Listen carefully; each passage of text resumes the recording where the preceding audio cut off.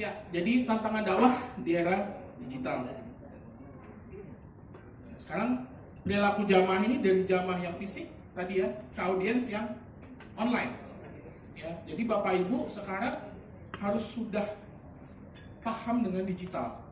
Ini saya lihat ya memang kebanyakan pengurus masjid senior ya, jarang yang muda-muda ya. Jadi mungkin tadi ada yang nyebut AI aja bingung gitu. AI ya, mohon maaf ya.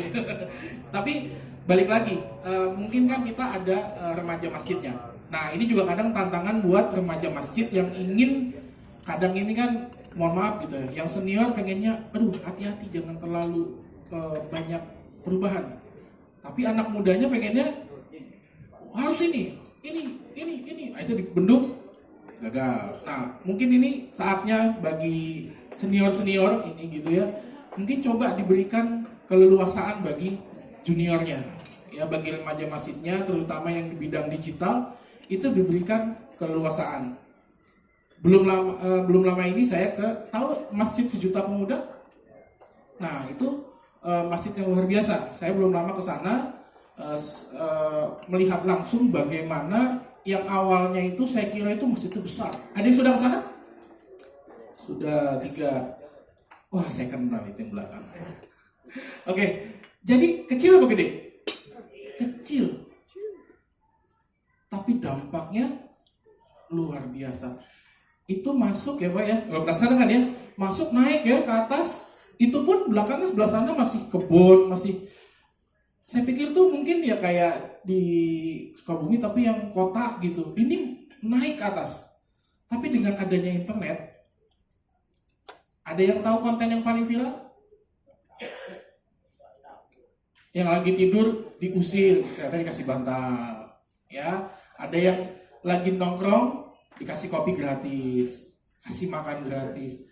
Itu mungkin di masjid Bapak Ibu mungkin sudah lebih dulu, ya, sudah pernah minimal. Tapi kenapa? Tanda kutip kalah dengan Masjid Sejuta Pemuda. Atau kalau kita mau tarik ke belakang, Jogokarian, ada yang tahu? Ada yang pernah ke sana? Malu-malu ya. Ini antara malu atau lapar ya. Ada yang udah ke sana? Kemana? Jogokarian, masih nyambung. Soalnya tadi bunyi piring ini agak, saya nggak apa-apa Mas, ngambil aja. Kayaknya pelan-pelan gitu ngambil. Nggak apa-apa ngambil aja. Yang lain jangan. Ya, jadi kalau kita mau lihat ke belakang, Jogokarian, ya, itu bagaimana masjid yang sangat mandiri. Tapi, ya balik lagi, jangan ngelihat sekarang, lihat ke belakang. Bagaimana Ustaz Jajid itu tahunan untuk bisa seperti sekarang. Ya, beliau mulai dengan uangnya sendiri, sama seperti Masjid Sejuta Pemuda. Foundernya atau senior yang di situ yang mendanai. Awalnya tidak. Mohon maaf ya kalau saya melihat di pinggir jalan itu ada yang itu ya kalau kenceleng mungkin masih ini ya, tapi kalau yang ya itulah. Jadi kalau bisa tuh ya bukannya jadi modern juga gitu, kencelengnya jadi robot gitu nggak juga, tapi tetap minta. Maksud saya kita harusnya kalau Agim tahu ya, dia kan juga mendanai dakwahnya itu dengan bisnisnya. Jadi donatur terbesar dari Agim adalah Agim, gitu. Jadi, nah kalau bisa sama seperti Jogokarian, Masjid Sejuta Pemuda, kita menghidupi masjid, bukan kita hidup dari masjid. Karena kalau itu niat awalnya udah kebalik, ke belakangnya biasanya akan terlihat. Kotak amal diumumkan ada 10 juta, ternyata dikasih cuman sekian. Jangan disebutin Pak, malu Pak. Ya, ini jadi masjid sebagai pusat ibadah sekaligus pusat literasi, ya, dan ekonomi digital. Jadi kalau bisa masjid itu juga menghasilkan. Tapi balik lagi, pengurusnya harus punya penghasilan. Sama seperti Masjid Jogokarian, Masjid Sejuta Pemuda, Ismu Yahya dan lain sebagainya yang besar, mereka itu mengelolanya seperti startup. Ya, Masjid Sejuta Pemuda, marbotnya, yang bartendernya, yang kafe, kalau kopi baristanya, semuanya digaji. Minimal standar UMR di sana. Jogokarian, tahu nggak gaji imamnya berapa? Wah, ini siapa itu? Jangan kesana sih. Ada yang tahu nggak gaji imam masjid Jogokarian? Atau pelatihan untuk jadi imam Jogokarian itu digajinya berapa? 10 juta. 10 juta. Tahu dari mana Pak? Apa kan? Pernah kesana. Pernah kesana? Ya. Langsung, ini ada lowongan lagi nggak? 10 juta lumayan Bapak sebulan itu. Ya, bayangkan. Kalau kita ibarat kata, mohon maaf, kita pergi terus mampir ke pom bensin atau apa, ke toilet, minimal 2.000. Kita hitung-hitungan aja matematika. Kalau sehari imam 5 kali, berarti harus sehari dapat penghasilan 10.000. Atau ya, imam satu Pak, masa imamnya banyak Pak? Enggak imam, saya ngomongin imam. Iya kan, imam satu. Berarti kalau 1 bulan 300.000. Nah, tadi kalau misalkan kita ya banyak jamaahnya dihitung 2.000 aja. Masa sih kita nggak bisa mensejahterakan imam? Ya, ada berapa rumah sekeliling 1 kilo deh dari masjid. Saya pernah jadi waktu zaman kampanye Anies Sandi 2016-2017 kita buat yang namanya OKOC. Lalu saya juga buat yang namanya OKOC Masjid. Jadi saya survei langsung tadi ke Jogokarian, terus juga ada di dekat Bantul itu, satu kampung Bapak Ibu, itu mereka ya kayak di setiap pintunya itu ada kayak wadah, ya. Di situ rumahnya itu tiap hari akan ngasih uang. Lalu setiap hari itu dikolek, diambil uangnya untuk bangun jalan. Segala kebutuhan kampung itu bagus banget. Jalanannya mulus Pak, aspal. Segala kebutuhan warganya terpenuhi. Dari apa? Dari kenceleng itu. Nah ini ada yang sudah dilakukan belum di masjidnya? Dengan warga sekitar. Ini lapar? Enggak. Ada yang sudah melakukan itu atau belum? Belum. Oke. Nah, sebenarnya kalau itu sudah dilakukan, kita juga bisa melakukan dengan digital. Barcode tahu ya yang tadi di scan di depan. Nah, itu bisa kita kirimkan ke tetangga sekitar masjid. Ya. Tapi balik lagi, kalau kita minta donasi, kita harus tunjukkan dulu kita mau buat apa. Jadi seperti yang Masjid Sejuta Pemuda, dia buat konten-konten ya yang akhirnya viral itu, dan akhirnya dia bisa dapat ratusan sampai miliaran yang akhirnya sekarang dibangun lebih luas. Ini kalau dia yang sekarang ini datang ke sana, sekarang masjidnya itu lumayan besar dan dia beli lagi tanah dan di bawah itu untuk makan. Pokoknya sekarang tambah luas. Itu tadi dari video viral menjadi donasi dan akhirnya berdampak luar biasa. Nah, mau nggak masjid Bapak Ibu seperti itu? Nggak jadi deh, cuma 2 yang mau. Mau nggak masjid Bapak Ibu seperti itu? Berarti nanti perlu dilanjut lagi nih, soalnya udah di timing saya. Nah, jadi transformasi mimbar, ya dulu mimbar konvensional, ceramah tatap muka seperti ini. Nah ini kan juga ada live-nya ya. Nah itu juga jadi panggung digital. Jadi setiap kegiatan apapun mulai sekarang, ini kalau mungkin yang Bapak Ibu yang senior ini mungkin agak susah pakai kamera, atau kalau video lama agak geter gitu ya.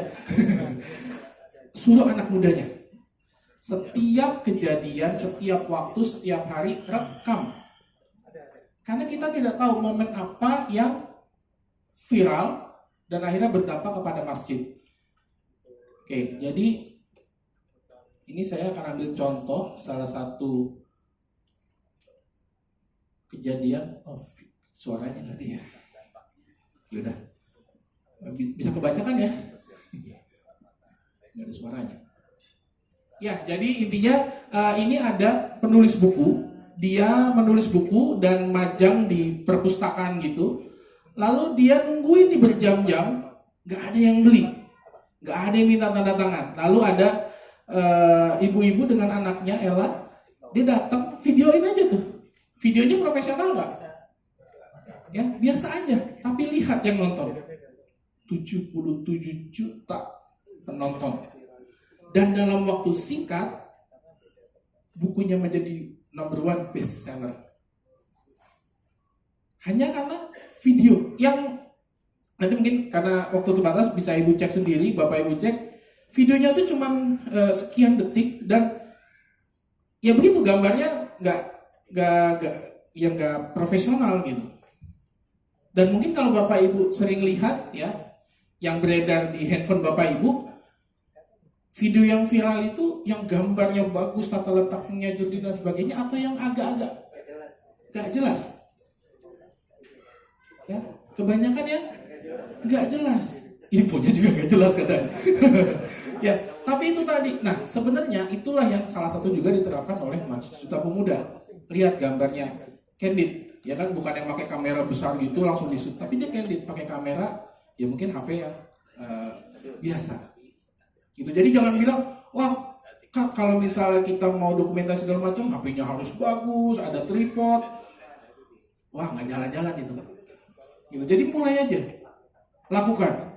Ya, jadi setiap nanti Bapak Ibu kan diutus atau datang ke sini sebagai perwakilan masjid masing-masing ya. Nah ini coba nanti ketemu dengan remaja masjidnya, cari mana yang jago nge-shoot, cari mana yang jago desain, cari mana yang jago editing. Kasih keleluasaan, biarkan mereka berkreasi.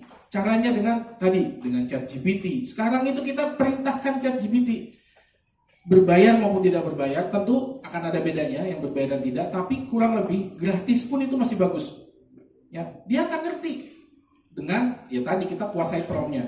Sekarang juga banyak pelatihan di YouTube atau yang berbayar pun 100-200 ribu untuk ilmu, gitu ya. ChatGPT bagaimana bikin prompt yang menarik. Jadi misalkan nggak bisa praktek soalnya. Jadi kita perintahkan ChatGPT, saya punya masjid, kegiatan saya sebutkan.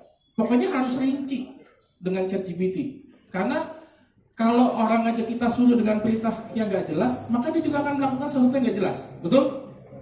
Maka kita harus jelas. Ya, oke, siap. Sampai mana tadi barusan? Nah, tidak jelas. Agak banyak iklan dari tadi ya. Ya, jadi kita harus kasih prompt atau komen yang jelas. Nanti maka dia akan menentukan skenario-nya, timingnya segala macam. Itu kalau untuk video-video yang jadi Bapak Ibu harus punya Instagram, TikTok, apalagi YouTube, Facebook, apalagi web. Oke, website itu agak tinggi ya, sosial media. Kalau bisa lebih bagus pakai website, ya. Tapi yang paling penting diisi. Saya tahu, yakin ini banyak yang punya, tapi nggak ada isinya. Ya, diisi. Makanya tadi biasanya itu anak muda yang itu mereka semangat, tapi kembali lagi mereka kan lebih pentingkan perutnya dibandingkan perintah Bapak Ibu, betul? Nah, makanya Pak ya tadi, ya memang harus keluarkan uang. Nah, masjid, mohon maaf, kita jangan gede-gedean membacaan saldo rekening ketika Jumatan. Kalau bisa seperti juga kalian 0, tapi bukan berarti gak ada masukan ya, tapi ada masuk lalu dialihkan untuk hal-hal yang langsung dikeluarkan. Karena kita sedekah tentu pengen dimanfaatkan, betul? Sama, karena itu yang terjadi. Ya, ketika orang sedekah uangnya numpuk, dia besok ya biasa aja gitu. Tapi ketika kita sedekah, lalu ditunjukkan hasilnya, maka akan ada semangat. Betul? Ketika Bapak Ibu tahu nih, misalkan kegiatan di rumah, misalkan banjir, ya karena Pandawara tahu ya, yang bersih-bersih kali itu, ya orang akan senang ngasih uang ke dia dibandingkan ngasih ke titik-titik. Atau misalkan yang kegiatan-kegiatan sosial lain seperti bersih-bersih masjid, ada tuh yang akun Marbot aplikasi, ya datang ke masjid before after, Itu cuma paling video 1-2 menit. Tapi Bapak Ibu pengen nggak sedekah ke situ? Pengen banget, karena apa? Terbukti, ada jelas hasilnya. Nah, makanya tadi Bapak Ibu tadi kumpulkan anak remajanya, ayo bikin kegiatan. Nah, itu bisa dengan kalau butuh nih bikin apa? Suruh ChatGPT. Ada Gemini dan lain sebagainya. Jadi suruh mereka untuk membuat kegiatan. Dan ya tadi, atau ya tadi kita datang misalkan ke Masjid Suta Pemuda, Ismul Yahya, Jogokarya, masjid-masjid besar yang mereka itu sudah mandiri dari ekonominya. Jadi tidak, mohon maaf, minta di pinggir jalan gitu, tapi melakukan sesuatu yang di luar kebiasaan umum. Oke. Nah ini jadi live streaming. Jadi ya ini sudah dicontohkan oleh JC ya. Jadi ketika ada kegiatan, bukan hanya Bapak Ibu yang ada di sini, yang mungkin ada berapa peserta di sini? Udah hilang ini. Berapa? 60. 7. Pasnya berapa deh? Panitianya nggak ada semua ini. Ada berapa jumlah peserta? Kurang lebih 70. Nah, dia aja nggak tahu. Nah, next. Ya udah, pasnya 50 lah ya. Sah? Sah, oke. Anggaplah ada 50 orang. Bahkan cuma 50 orang kalau nggak ada online. Tapi kalau ada online, itu bisa tingkat 51, 52. Tergantung ini promosinya kemana. Ya, balik lagi. Kita semua sudah bikin sosial media. Kita sudah sering live. Kita sudah sering bikin konten, collab segala macam. Tapi kalau yang nonton cuma 4L. Lu lagi. Nah, kita ada yang namanya promosi. Ya. Salah satu yang dilakukan Masjid Suta Pemuda, Masjid dan lain sebagainya dengan iklan Facebook Ads. Jadi kalau kita udah bikin konten bagus banget, kita sampai 7 hari 7 malam itu begadang mikirin konten ngedit itu, cakep banget. Giliran di-upload, set. Gak ada yang nonton. Satu hari, mungkin besok 10. Itu cuma 5 jam masjidnya doang yang nontonin gitu. Karena apa? Ya tadi, nggak ada yang mempromosikan. Orang di luar sana nggak ada yang tahu. Salah satunya dengan iklan. Jadi, nah itu mungkin kapan-kapan kita mungkin buat lagi, atau mungkin ada bapak-bapak yang tertarik. Saya sudah belajar baik yang langsung ke Masjid Suta Pemuda maupun webinar yang mungkin udah belasan kali dari Masjid Suta Pemuda. Di situ tuh bagaimana cara iklan, bagaimana buat konten, bikin konten. Contoh, 2 menit lagi. 5, oke. Jadi di Masjid Suta Pemuda itu, ketika mereka buat konten, nggak bisa dibuka ya nanggungnya. Jadi ketika buat konten, itu jangan iklan sama sekali. Bapak Ibu ketika scroll di sosial media, ada konten terus di pojoknya iklan by masjid ini atau rekeningnya sini. Di scroll atau ditonton? Scroll. Itu pertama. Jadi ketika buat konten, jangan ada logo apapun. Buat senatural mungkin. Baru nanti di komen. Ada yang soft selling. Tidak ada langsung hard selling. Soft selling. Mungkin nanti kalau gitu kita buat lagi praktek ya. Ada yang mau? Angkat tangan yang mau? Oke, dicatat. Nih nanti bisa nomor telepon saya. Nanti kita mungkin kalau yang ini dari mana aja? Waduh, Kalimantan jauh ya. Gak apa-apa kalau disiapin ke sana sih. Jabodetabek banyak. Mungkin nanti kita buat sesi khusus karena memang ini itu tadi. Saya kenapa belajar sampai ke Jogokarya, sampai ke Sukabumi dan lain sebagainya. Karena memang ini tadi ya. Selain kita nih kan senior semua ya. Selain kita ngurusin dunia, kita udah harus ngurusin akhirat ya. Ya kan? Kita hidup di dunia udah ini. Saya paling muda kan di sini ya. Jadi kita udah harus mikirin akhirat.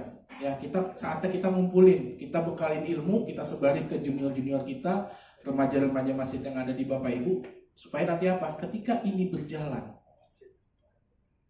ya kita meninggal, maka salah satu amalan yang akan terus mengalir adalah ilmu yang bermanfaat, amal jariah dan sedekah. Anaknya soleh gitu ya. Jadi tadi nanti mungkin dijadwalkan untuk supaya ini lebih, saya nggak konsen soalnya dari tadi di terus ini.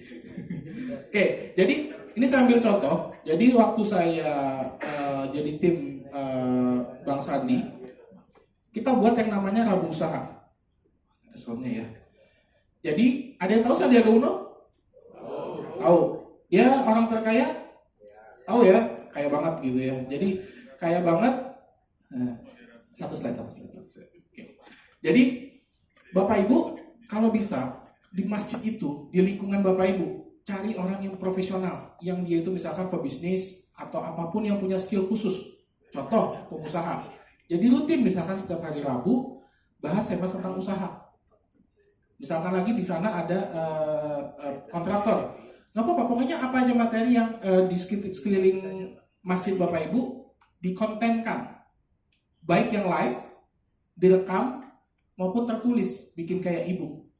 Nah itu disebar. Ya, jadi misalkan tadi ada Bapak tinggal di mana Pak? Priuk, masjid apa namanya Pak? Asyidik. Sekitar situ kira-kira ada yang profesional, pebisnis, dekat pasar ini Pak ya. Nah, misalkan seperti itu lalu dibuat konten. Karena udah selesai, siap, oke. Sudah lebihnya mohon maaf. Wassalamualaikum warahmatullahi wabarakatuh. Ini mohon maaf banget ya. Dijadwalkan bulan depan. Waktu kita sudah semakin tipis, jadi mari kita lanjutkan. Iya. Masih ada penutupan dan testimoni peserta. Oh, maaf ya. Dijadwal ulang. Jadwal ulang. Oke. Baik Bapak Ibu sekalian, insya Allah nanti boleh berbagi nomor saja ya? Gimana? Boleh? Atau antum sebutkan dulu nomornya berapa? 0818 0811 Nanti di share di grup juga bisa. 9116. Ya. suka nomor 1 katanya. Waduh, ini bukan ajang promosi ya, udah ya. Siap. Baik, alhamdulillahirobbilalamin. Kita sudah sampai pada ujung acara ya. Tapi sebelumnya mungkin di sini ya kita langsung bagi hadiah terakhir ya. Langsung cepat aja. Siap semuanya ya. Pokoknya pulang bawa tentengan ini. Jangan sampai nggak ada pen. Kulkasnya masih on the way. Iya. Sebutkan Presiden kedua Indonesia. Soeharto. Peci hitam. Bapak dari mana?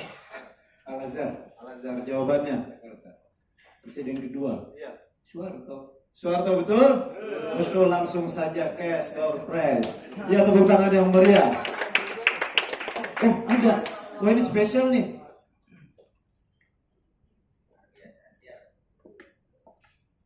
Oke, karena dari Bapak Musa kayak pertanyaan terkait beliau nih.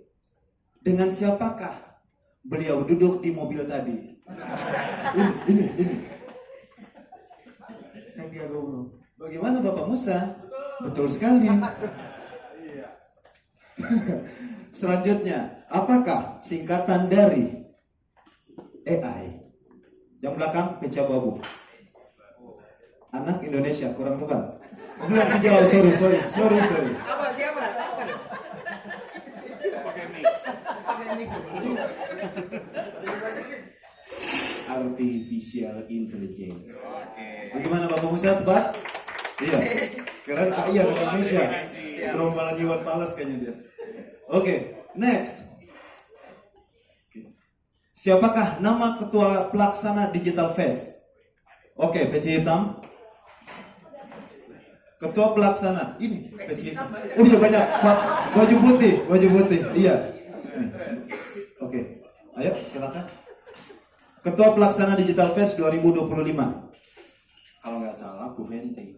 Ibu Fenty. Bagaimana panitia? Salah. Yang peci hitam sana. Peci hitam juga semuanya sebenarnya. Cuma dia kayaknya ada logo khusus nih. Merah putih. Haji Afifuddin. Bagaimana panitia? Kurang tepat. Ya yang belakang. Saya nggak mau nyebut peci hitam deh kayaknya. Siapa? Ustadz Ustadz Ade Sohandi, betul sekali. Iya. Oke. Nah, ini saya minta untuk para pria atau bapak-bapak ngalah dikit ya. Ini buat ibu-ibu. Iya. Ini juga kadonya kan ibu-ibu ini. Bakal lebaran Idul Fitri nanti ya. Ibu-ibu fokus, Bu. Iya. Ya pokoknya merasa ibu-ibu. Iya. Oh, satu doang. Ya udah, nggak bisa jawab. Iya.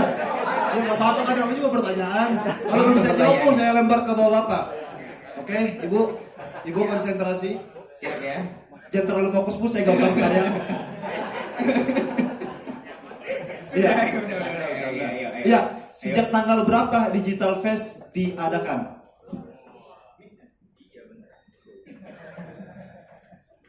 29 Ya. Yang lengkap. sampai 30 September 2025. 2002? Bagaimana? Miss Zoma? Betul sekali, langsung Bu, siap-siap lebaran Idul Fitri. Iya, orang belum takbiran dia udah lebaran, coba itu. Aduh, Iya. cacat nih. Ayo, Terakhir. siapa lagi. Terakhir. Masih ada 2 ya? Masih Nah, ada 2. sebutkan nama salah satu moderator di acara kita. Oke, di depan.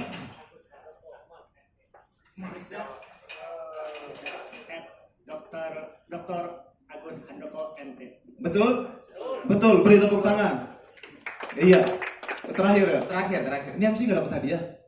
Nggak ada katanya. Nggak ada ya? Udah, ayo. Oh, pahala insya Allah. Iya, dapat pahala insya Pahala Allah. atau pahala nih? Beda nih. Iya, Ayo. terakhir. Sebutkan warna. Belum, ketawa aja. Topi saya. Ini yang ya pertengahan baju putih. Ngapa ketawa dia?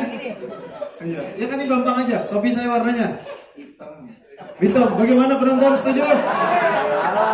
Salah. Ya benar, tepuk tangan yang meriah. Ya, tepuk tangan untuk kita semua. Semangat semuanya, dan kita minta untuk testimoni 3 utusan. Ustaz Irfan, siapa aja tadi? Dari Islamic Center Balikpapan, lalu kemudian Sunda Kelapa Sunda Kelapa, lalu masjid. sama satu lagi. Untuk testimoni acara Digital Fest ya 2025. Satu lagi. Oke, kok deg-degan gitu? Enggak, ini kan bukan pertanyaan. Pekanbaru. Satunya Anur Pekanbaru. Anur Pekanbaru. Pekanbaru ya. Ya, Masjid nanti- Anur, Masjid Agung Sunda Kelapa, dan Islamic Center Balikpapan dimohon untuk memberikan testimoni. Iya, nanti testimoninya di sebelah mana, Kak Zuma? Di tengah ya. Tapi kita kayaknya penyerahan plakat dulu deh untuk